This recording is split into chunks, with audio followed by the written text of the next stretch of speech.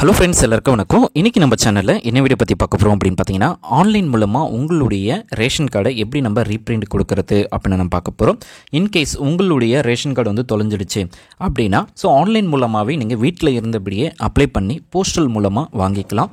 So அதுக்கான options வந்து TNPDS வந்து வெளியிட்டிருந்தாங்க. ஸோ இது ரிலேட்டடாக நம்ம வீடியோஸ் வந்து ஏற்கனவே நம்ம சேனலில் போட்டுருந்தோம். ஸோ இன்றைக்கி வீடியோவில் எப்படி நம்ம இந்த ரேஷன் கார்டை ஆன்லைன் மூலமாக அப்ளை பண்ணி வீட்டில் இருந்தபடியே நம்ம வாங்குறது அப்படின்றத நம்ம ஃபுல் டீட்டெயிலாக ஒன் பை ஒன்னாக நம்ம பார்க்க போகிறோம். ஸோ வீடியோவை நீங்கள் ஃபஸ்ட் அந்த லாஸ்ட் வரைக்கும் நீங்கள் ஸ்கிப் பண்ணால் பாருங்கள். ஸ்டெப் பை ஸ்டெப்பாக நம்ம பார்க்கலாம். ஸோ இதில் ரைட் ஹேண்ட் சைடில் நகல் மின்னணு குடும்ப அட்டை விண்ணப்பிக்க அப்படின்னு சொல்லி ஒரு ஆப்ஷன் கொடுத்துருப்பாங்க. ஸோ அந்த ஆப்ஷனை நீங்கள் கிளிக் பண்ணாலே உங்களுக்கு வந்து பார்த்திங்க அப்படின்னா, ரேஷன் கார்டில் என்ன மொபைல் நம்பர் வந்து ரிஜிஸ்டர் ஆகிருக்கோ அந்த மொபைல் நம்பரை நீங்கள் என்ட்ரு பண்ணி அந்த மொபைல் நம்பருக்கு ஓடிபி சென்ட் பண்ணுவாங்க. அந்த ஓடிபியை நீங்கள் என்ட்ரு பண்ணால் தான் உள்ளே இருக்கிற அந்த டூப்ளிகேட் ரேஷன் கார்டை வந்து நீங்கள் அப்ளை பண்ண முடியும். ஸோ ரேஷன் கார்டில் மொபைல் நம்பர் இல்லை அப்படின்னா, ஸோ ஃபஸ்ட்டு ரேஷன் கார்டில் மொபைல் நம்பரை லிங்க் பண்ணுங்கள். அதுக்கப்புறமா நீங்கள் வந்து டூப்ளிகேட் ரேஷன் கார்டை அப்ளை பண்ணிடலாம்.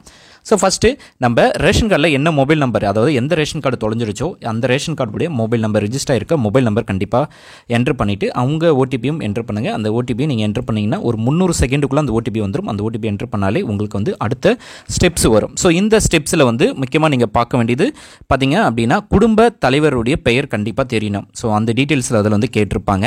நெக்ஸ்ட்டு குடும்ப அட்டை எண், ஸோ அதாவது உங்களுடைய ஸ்மார்ட் ரேஷன் கார்டுடைய நம்பர், அதுக்கப்புறம் குடும்ப அட்டையில் பதிவு செய்யப்பட்டுள்ள மொபைல் நம்பர், அதுக்கப்புறம் மாவட்டம், அதுக்கப்புறம் உங்களுடைய பேமெண்ட் டீட்டெயில்ஸ். நெக்ஸ்ட்டு பணம் செலுத்துபவரின் சுய விவரம். ஸோ பணம் யார் வேணாலும் பே பண்ணலாம். ஸோ அங்கே உங்களுடைய டீட்டெயில்ஸ் அல்லது வேறு யார் டீட்டெயில்ஸு கூட நீங்கள் வந்து அதில் வந்து என்ட்ரு பண்ணிக்கலாம். ஸோ அதுக்கான ஆப்ஷன்ஸ். ஸோ ஃபஸ்ட்டு வந்து நீங்கள் வந்து இந்த டீட்டெயில்ஸ் எல்லாத்தையுமே நீங்கள் ப்ரிப்பராக எடுத்து வச்சுக்கோங்க. குடும்பத் தலைவருடைய பேர், அதுக்கப்புறம் ration card number, mobile number. So இந்த டீட்டெயில்ஸ் எல்லாத்தையுமே எடுத்து வச்சுட்டு, ஸோ இங்கே கீழே வந்து டேர்ம்ஸ் அண்ட் கண்டிஷன் அப்படின்னு சொல்லி ஒரு ஆப்ஷன் கொடுத்துருப்பாங்க. அதை கிளிக் பண்ணிவிட்டு பணம் செலுத்துக அப்படின்ற ஆப்ஷன் வந்து நீங்கள் கிளிக் பண்ணுங்கள். ஸோ கிளிக் பண்ணாலே உங்களுக்கு வந்து பேமெண்ட் கேட்வேக்கு போகும். ஸோ ஃபஸ்ட்டு நம்ம name of the card holder, so யார் ரேஷன் கார்டுடைய ஹோல்டரோ தலைவரோ, ஸோ அவங்களுடைய நேம் என்ட்ரு பண்ணிக்கோங்க. நெக்ஸ்ட்டு அதாவது smart ration card number. So அந்த நம்ம ஏற்கனவே இந்த உங்களுடைய ஸ்மார்ட் ரேஷன் கார்டு நம்பர் தெரியல அப்படின்னா, ஸோ நீங்கள் ஆன்லைன் மூலமாகவே நீங்கள் செக் பண்ணிக்கலாம். அல்லது ஸோ ஆட்டோமேட்டிக்காகவே ஸோ நீங்கள் டிஎன்பிடிஎஸ் உடைய அஃபிஷியல் ஆப்பை நீங்கள் டவுன்லோட் பண்ணி கூட நீங்கள் தெரிஞ்சுக்கலாம். அந்த ஸ்மார்ட் கார்டு நம்பரை என்ட்ரு பண்ணிவிடுங்க. நெக்ஸ்ட்டு அந்த ஸ்மார்ட் கார்டில் என்ன மொபைல் நம்பர் ரிஜிஸ்டர் ஆகிருக்கு அப்படின்றதையும் நீங்கள் வந்து இந்த பாக்ஸில் வந்து நீங்கள் கரெக்டாக register mobile number of ration card holder அப்படின்ட்டு இருக்கிற பார்த்தீங்களா, அங்கே வந்து அந்த ரிஜிஸ்டர் மொபைல் நம்பரை என்ட்ரு பண்ணிக்கோங்க. அடுத்தது பார்த்தீங்க அப்படின்னா, இந்த கார்டு வந்து நீங்கள் எந்த மாவட்டம் அப்படின்ற டீட்டெயில்ஸும் செலக்ட் பண்ணிக்கோங்க. ஸோ டிஸ்ட்ரிக் அப்படின்ற ஆப்ஷன்ஸில் செலக்ட் டிஸ்ட்ரிக் அப்படின்ற ஆப்ஷன்ஸை வந்து கிளிக் பண்ணி நீங்கள் வந்து செலக்ட் பண்ணிக்கோங்க. நெக்ஸ்ட்டு பார்த்தீங்க அப்படின்னா, கீழே இதில் வந்து பார்த்தீங்க அப்படின்னா individuals for enter your details. இங்கே வந்து யார் டீட்டெயில்ஸ் வேணாலும் நீங்கள் என்ட்ரு பண்ணிக்கலாம். ஸோ பேமெண்ட் பே பண்ணுறவங்க உங்களுடைய டீட்டெயில்ஸாக இருந்தாலும் கொடுக்கலாம். ஸோ பேமெண்ட் பண்ணுறவங்க டீட்டெயில்ஸ் இருந்தால் கொடுக்கலாம். ஸோ யார் டீட்டெயில்ஸ் வேணாலும் இது கொடுக்கலாம். ஸோ இது வந்து ஒரு ரெஃபரன்ஸுக்காக மட்டும்தான் இது கொடுக்குறாங்க. ஸோ அதனால் நோ இஷ்யூஸ். டேட்டா பற்றிலாம் கரெக்டாக கொடுக்கணும்னு தேவையில்லை. ஸோ நார்மலாக என்ன டேட்டோ அதை கூட நீங்கள் கொடுத்துக்கலாம். மெயில் ஐடி கொடுக்கணும்னு தேவையில்லை. ஸோ அதையும் விட்டுடலாம். So name, mobile number, red colour ஆஸ்டிக்ஸில் இருக்கிற டீட்டெயில்ஸை நீங்கள் ஃபில் பண்ணணும். நெக்ஸ்ட்டு கேப்சா என்ட்ரு பண்ணிவிட்டு நெக்ஸ்ட் அப்படின்ற ஆப்ஷனை கிளிக் பண்ணுங்கள். ஸோ என்ன டீட்டெயில்ஸ் கொடுத்தீங்க அப்படின்றது உங்களுக்கு ஷோ ஆகும். ஸோ குடும்ப தலைவரோட பேர், ரேஷன் கார்டு நம்பர், ரேஷன் கார்டில் ரிஜிஸ்டர் இருக்க மொபைல் நம்பர், என்ன டிஸ்ட்ரிக்கு, எவ்வளோ அமௌண்ட்டு நீங்கள் பே பண்ணணும் அப்படின்ற டீட்டெயில்ஸ் கொடுத்துருப்பாங்க. ஸோ நெக்ஸ்ட் அப்படின்ற ஆப்ஷனை கிளிக் பண்ணிக்கோங்க. ஸோ ஆஸ் யூஷுவலாக ஏற்கனவே பார்த்தீங்கன்னா 45 ருபீஸ் இருந்தது. ஸோ இப்போ வந்து ரவுண்டாக அது வந்து 50 ருபீஸ் அப்படின்னு சொல்லி கொண்டு வந்திருக்காங்க. ஸோ நீங்கள் நெக்ஸ்ட் பேமெண்ட் ஆப்ஷன்ஸ் வரும். ஸோ பேமெண்ட் ஆப்ஷன்ஸை பொறுத்த வரைக்கும் நீங்கள் எந்த ஆப்ஷன்ஸும் செலக்ட் பண்ணாமல் கீழே யூபிஐடி அப்படின்ற ஆப்ஷனை மட்டும் நீங்கள் செலக்ட் பண்ணிக்கோங்க. ஸோ யூபிஐடி மூலமாக நீங்கள் பே பண்ணீங்க அப்படின்னா எந்தவித சார்ஜஸும் வராது. ஸோ மற்றபடி எதனா பேமெண்ட் யூஸ் பண்ணி நீங்கள் பேமெண்ட் பண்ணீங்க அப்படின்னா, ஸோ 6 ருபீஸ்லேருந்து 11-15 ருபீஸ் வரைக்கும் உங்களுக்கு சார்ஜஸ் வரும். ஸோ உங்களுடைய யூபிஐடியை, அதாவது பேமெண்ட் ஆப்பை ஓப்பன் பண்ணி ஸ்கேன் பண்ணி நீங்கள் வந்து உங்களுடைய பேமெண்ட்டை வந்து நீங்கள் பே பண்ணிட்டீங்க அப்படின்னா, ஸோ கியூஆர் ஸ்கேனர் மூலமாக நீங்கள் அந்த 50 ரூபாய் பே பண்ணிவிடுங்க. பே பண்ணிட்டீங்கன்னா உங்களுக்கு வந்து பேமெண்ட் ஸ்லிப் வந்து ஓப்பன் ஆகிடும். இந்த பேமெண்ட் ஸ்லிப்பை நீங்கள் வந்து உங்களுடைய சிஸ்டமில் ஸ்டோர் பண்ணிக்கோங்க. ஸோ பிரிண்ட் அப்படின்ற ஆப்ஷனை கிளிக் பண்ணி சேவ் அஸ் பிரிண்ட் அப்படின்னு சொல்லி ஒரு ஆப்ஷனில் உங்களுடைய டெஸ்க்டாப்பில் சேவ் பண்ணிக்கோங்க. இந்த பிரிண்ட் அவுட்டை வந்து கண்டிப்பாக நீங்கள் வந்து அப்லோட் பண்ணுற மாதிரி இருக்கும். ஸோ அதை எங்கே அப்லோட் பண்ணணும் அப்படின்ற டீட்டெயில்ஸை நான் சொல்கிறேன். ஸோ நெக்ஸ்ட் அப்படின்னு சொல்லி ஆப்ஷன்ஸை கொடுத்துருங்க. ஸோ இப்போ வந்து நம்ம பேமெண்ட் வந்து பண்ணிட்டோம். ஸோ பேமெண்ட் பண்ணி முடிச்சதுக்கப்புறமா பார்த்தீங்க அப்படின்னா இதில் வந்து பணம் செலுத்துக அப்படின்ற ஆப்ஷன்ஸுக்கு போயிடுங்க. ஸோ அந்த ரிசிப்ட்டை வந்து நீங்கள் பிரிண்ட் அவுட் எடுத்து வச்சுக்கணும். ஸோ நம்ம ஃபஸ்ட்டு ஸ்டெப்ஸுக்கு போகணும் பார்த்தீங்களா. ஸோ அகெயின் வந்து நம்ம பணம் செலுத்துதல் அப்படின்ற ஆப்ஷன்ஸை நம்ம முடிச்சிட்டோம்.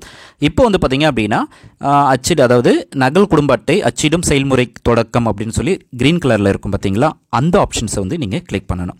ஸோ கிளிக் பண்ணாலே உங்களுடைய டீட்டெயில்ஸ் எல்லாமே ஓப்பன் ஆகும். ஸோ ரேஷன் கார்டு தலைவர் பேர் என்ன அப்படின்ற ஆப்ஷன் வரும். ஸோ இதில் வந்து மறுபதிப்பு கோரிக்கை வகை அப்படின்ற ஆப்ஷன் இருக்கும். ஸோ இதில் வந்து அட்டை பிளவுகள் அல்லது தொலைந்து விட்டது அப்படின்ற ஆப்ஷன்ஸ் மென்ஷன் பண்ணிக்கோங்க. ஸோ இதில் வந்து my card is missing so அப்படின்னு சொல்லி எதனா ஒரு ரீசனை வந்து நீங்கள் கரெக்டாக என்ட்ரு பண்ணிக்கோங்க.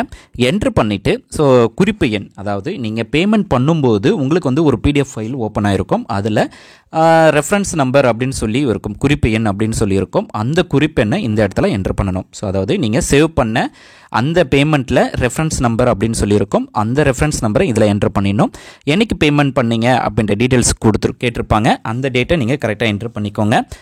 ஸோ நீங்கள் அந்த பிடிஎஃப் ஃபைலை ஓப்பன் பண்ணாலே ஃபஸ்ட்டு ரெஃபரன்ஸ் ஃபைல் அப்படின்ட்டு இருக்கும். ஸோ அந்த நீங்கள் காப்பி பண்ணி, அதாவது சேவ் பண்ணி வச்சிருக்க அந்த பிடிஎஃப் ஃபைலை நீங்கள் இதில் அப்லோட் பண்ணணும். ஸோ இந்த இடத்துல தான் சூஸ் ஃபைல் அப்படின்னு சொல்லி ஆப்ஷன்ஸை கிளிக் பண்ணிவிட்டு நீங்கள் வந்து பார்த்தீங்க அப்படின்னா அந்த ஃபைலை நீங்கள் இங்கே அப்லோட் பண்ணிட்டீங்கன்னா போதும்.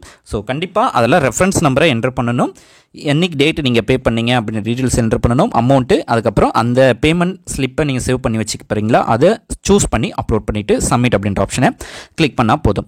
உங்களுக்கு வந்து பார்த்தீங்கன்னா உங்களுடைய கோரிக்கை வெற்றிகரமாக சமர்ப்பிக்கப்பட்டது அப்படின்னு சொல்லி இருக்கும். ஸோ இந்த ரெஃபரன்ஸ் நம்பர் உங்களுடைய ரிஜிஸ்டர் மொபைல் நம்பருக்கும் சென்ட் பண்ணிவிடுவாங்க, மறுபதிப்புன்னு அப்படின்னு சொல்லி. நீங்கள் உங்களுடைய ஸ்டேட்டஸை ஆன்லைன் மூலமாகவே நீங்கள் ஈஸியாக தெரிஞ்சுக்கலாம். ஸோ இதை வந்து காப்பி பண்ணிக்கோங்க அல்லது சேவ் பண்ணிக்கோங்க. ஸோ ஹோம் பேஜுக்கு போயிடுங்க. ஸோ முகப்பு அப்படின்னு சொல்லி ஒரு ஆப்ஷனை கொடுத்துருப்பாங்க. ஸோ அந்த ஆப்ஷன்ஸில் போயிட்டு எப்படி நம்மளுடைய ஸ்டேட்டஸை வந்து ஃப்ரீக்வன்சியாக செக் பண்ணுறது, ஸோ நம்மளது அப்ரூவல் கொடுத்துட்டாங்களா இல்லையா அப்படின்ற டீட்டெயில்ஸை நீங்கள் தெரிஞ்சுக்கணும் அப்படின்னா ஸோ நகல் மின்னணு குடும்ப அட்டையை விண்ணப்பத்தின் நிலையை அறிய அப்படின்னு சொல்லி ஒரு ஆப்ஷன் கொடுத்துருப்பாங்க. ஸோ அந்த ஆப்ஷன்ஸை வந்து நீங்கள் கிளிக் பண்ணிக்கோங்க. கிளிக் பண்ணிவிட்டு அந்த ரெஃபரன்ஸ் நம்பரை என்ட்ரு பண்ணிவிட்டு பதிவு செய் அப்படின்ற ஆப்ஷனை கிளிக் பண்ணுங்கள்.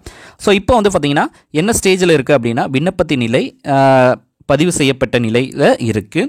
நெக்ஸ்ட்டு விண்ணப்பம் ஒப்புதல், அதுக்கப்புறம் அச்சிடப்பட்டது. ஸோ செகண்ட் ஸ்டேஜில் பார்த்தீங்க அப்படின்னா நீங்கள் பேமெண்ட் பண்ண டீட்டெயில்ஸு, கொடுத்துருக்க reference number, so details, so குடும்ப தலைவருடைய பெயர், குடும்ப ரேஷன் கார்டு நம்பரு, ஸோ இது எல்லாத்தையுமே வெரிஃபை பண்ணுவாங்க. வெரிஃபை பண்ணிவிட்டு ஸோ எல்லாமே கரெக்டாக இருக்குது அப்படின்ற பட்சத்தில் உங்களுக்கு வந்து அப்ரூவல் கொடுத்துடணும். அதுக்கப்புறமா அச்சிடப்படும். அதுக்கப்புறம் போஸ்டல் மூலமாக உங்களோட வீட்டில் இருந்தபடி நீங்கள் போஸ்ட்மேன் மூலமாக நீங்கள் வாங்கிக்கலாம்.